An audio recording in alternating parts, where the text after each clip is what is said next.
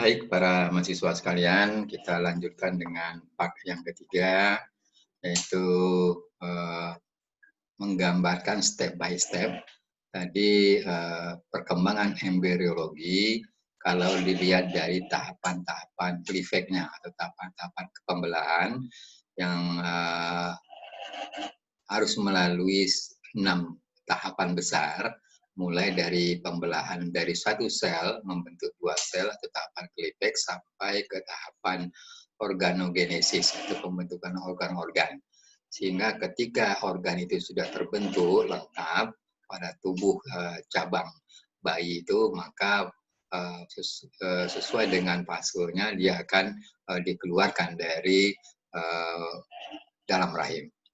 Nah, kalau kita lihat perkembangan dilihat dari bulan per bulan, karena dalam satu siklus, satu pertumbuhan embrio itu kan waktunya sekitar 9 bulan, rata-ratanya 9 bulan 10 hari. Nah, di bulan pertama itu biasanya sudah terbentuk organ tubuh yang penting. Bulan pertama kehamilan, situ seperti ada yang sudah terbentuk jantung, sistem saraf pusat, serta kulit. Jadi sudah mulai mengarah kepada proses organogenesis pada bulan pertama, yaitu pada akhir minggu yang keempat. Walaupun masih belum lengkap, jadi sudah ada organnya yang mengarah kepada spesialisasi dari alat-alat ataupun organ-organ yang dibutuhkan di dalam tubuh makhluk hidup. Nah, masuk ke bulan yang kedua, itu perkembangannya sudah terbentuk tangan, kaki, dan alat kelamin. Kemudian alat kelaminnya di alat kelamin bagian dalam saja yang sudah terbentuk, kemudian pembentukan tulang rawan. Ini pada fase atau tahapan akhir minggu yang ketujuh, masuk bulan yang akhir bulan kedua. Sudah ada, kalau Anda lihat di gambar, itu ada amnion pembungkusnya, kemudian sudah terbentuk struktur yang sudah mulai nampak, ada tangan, kemudian ada kaki, ada organ-organ lainnya yang sederhana. Nah, kemudian di bulan yang ketiga atau di minggu yang ke-12, tentu ini agak lebih mengarah kepada penyempurnaan organ-organ tubuh yang sudah terbentuk dari awal. Nah, organ-organ tubuh yang ada pada bulan ketiga ini sudah mulai lengkap, termasuk organ-organ kelamin bagian luarnya, sehingga sudah bisa orang menentukan jenis kelamin dari bayi ataupun aurok ini ya, bulan ketiga. Nah, bulan keempat janin sudah mulai bergerak, jadi sudah ada proses kehidupan, jantungnya sudah mulai berfungsi, hingga di bulan keempat ini sebenarnya janinnya sudah mulai beraktivitas. Bulan kelima janin lebih aktif bergerak lagi, sudah dapat merespon suara-suara yang keras dan menendang-nendang di dinding rahim. Nah, bulan ke-6 biasanya janin sudah dapat bergerak lebih bebas dengan melakukan proses rotasi, jadi proses memutar. Tapi ini yang sering berbahaya. Jadi proses pemutaran badan ini kadang-kadang menyebabkan terjadinya terbelit tali pusatnya. Di bulan ke-7 janin bergerak dengan posisi kepala sudah mengarah ke liang vagina. Jadi bulan ke-7 posisi dari janin bagian kepalanya sudah mengarah ke daerah ataupun di liang vagina. Bulan ke-8 janin semakin aktif bergerak dan melakukan proses penendangan, nendang berat dan panjang janin semakin bertambah. Ini di akhir bulan ke-8. Masuk di bulan ke-9, posisi kepala janin sudah menghadap liang vagina, kemudian bayi ataupun janin itu siap untuk dilahirkan kalau sudah memenuhi persyaratan-persyaratan di dalam proses kelahiran. Nah, kemudian kita lihat sedikit mengenai nidasi. Nidasi atau istilahnya implantasi. Implantasi atau nidasi itu sebenarnya hanyalah proses bertanamnya embrio pada lapisan endometrium. Jadi tadi di awal saya sudah sentuh sedikit.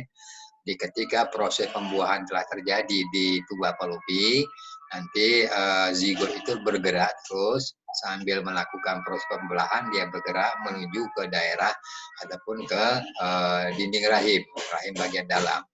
Nah, di sanalah nantinya akan dilakukan proses nidasi atau implantasi. Proses nidasi itu adalah proses bertanamnya embrio pada lapisan endometrium. Nah, secara normal pada manusia nidasi itu terjadi di uterus atau rahim bagian posterior.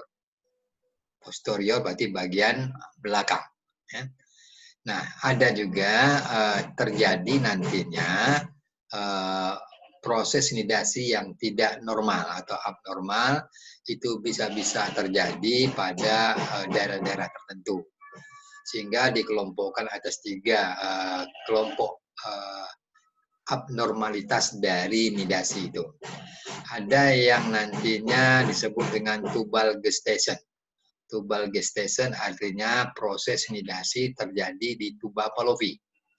Jadi proses penanaman embrio itu bukan terjadi di rahim, tetapi berlangsung di tuba Fallopi ataupun di saluran tuba tadinya. Dan ini yang sangat berbahaya, sehingga saluran tuba bisa pecah gara-gara terjadinya perkembangan dari embrio yang melakukan proses nidasi di sepanjang tuba Fallopi. Nah, biasanya tubal gestation ini terjadi gara-gara adanya keterlambatan dari proses ovulasi. Jadi spermatozoa sudah standby menunggu, tetapi proses ovulasi, pelepasan ovum itu dari ovarium itu agak terlambat, sehingga terjadi gangguan pada lapisan endometrium. Jadi lapisan endometriumnya terjadi gangguan, dan ini menyebabkan proses nidasi tidak bisa berlangsung di endometrium, tapi terjadi di lapisan tuba, sehingga dia agak terlambat masuk ke sana. Yang kedua ada yang disebut dengan abdominal gestation.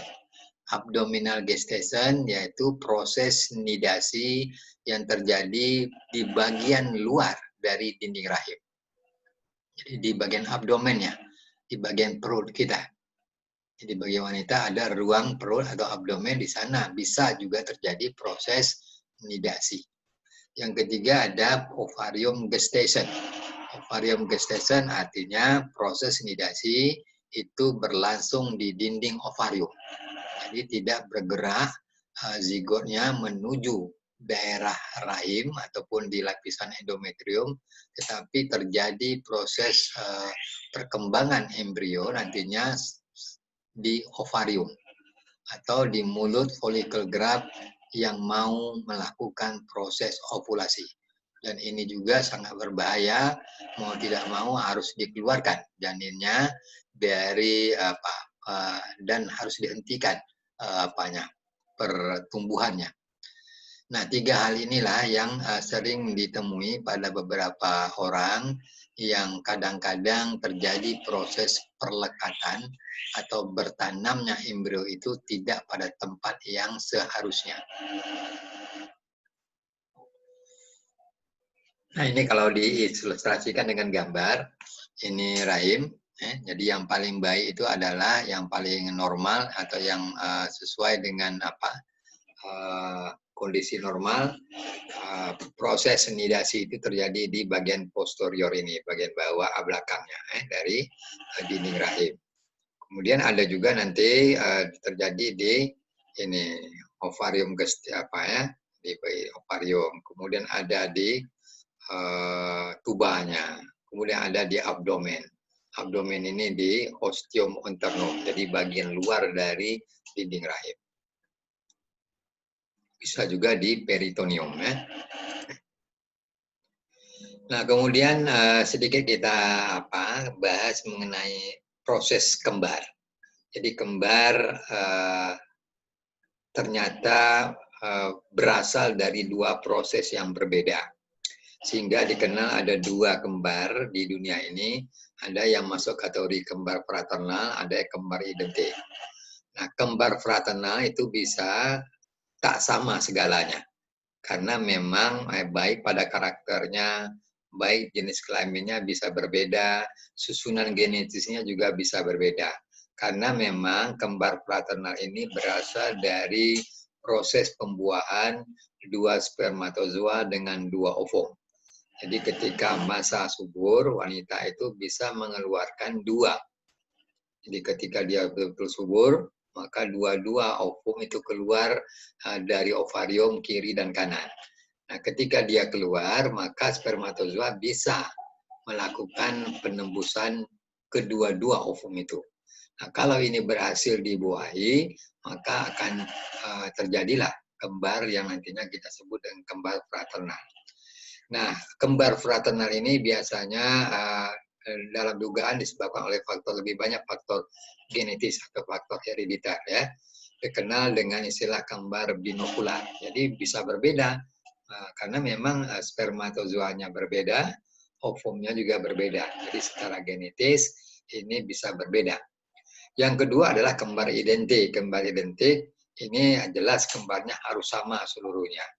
Susunan genetisnya sama, golongan darahnya sama, jenis kelaminnya sama, wajahnya juga sama, karena memang berasal dari satu spermatozoa dengan satu ovum. Ini yang disebut dengan pembelahan atau kembar monokular.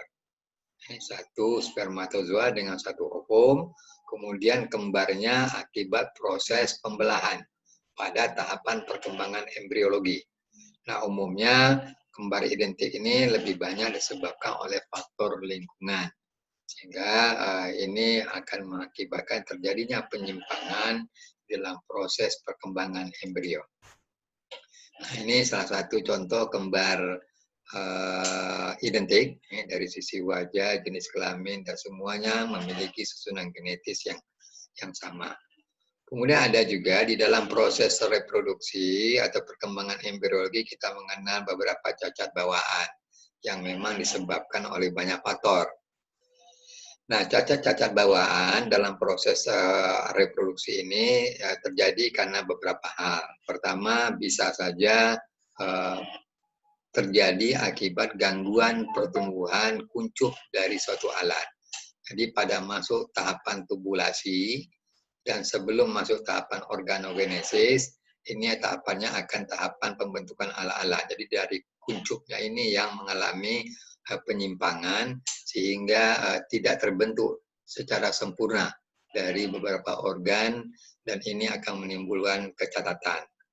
Yang kedua, terjadinya atau terhentinya pertumbuhan di tengah jalan. Dalam proses cleavage sampai ke organogenesis, itu bisa saja terjadi penghentian, terhentinya pertumbuhan pada salah satu tahapan. Ini tentu akan mengganggu proses perkembangan embriologi dan nantinya bermuara pada munculnya atau lahirnya anak yang cacat. Yang ketiga dari faktor kelebihan pertumbuhan. Jadi ada juga faktor kelebihan pertumbuhan, kemudian dari salah arah di dalam proses diferensiasi sel. Jadi sel secara normal dia akan melakukan proses diferensiasi atau proses spesialisasi pembelahan sel sesuai dengan pembentukan atau fungsinya. Tapi mungkin saja ini akan terjadi salah di dalam arah diferensiasi. Banyak hal yang menyebabkannya. Yang kedua,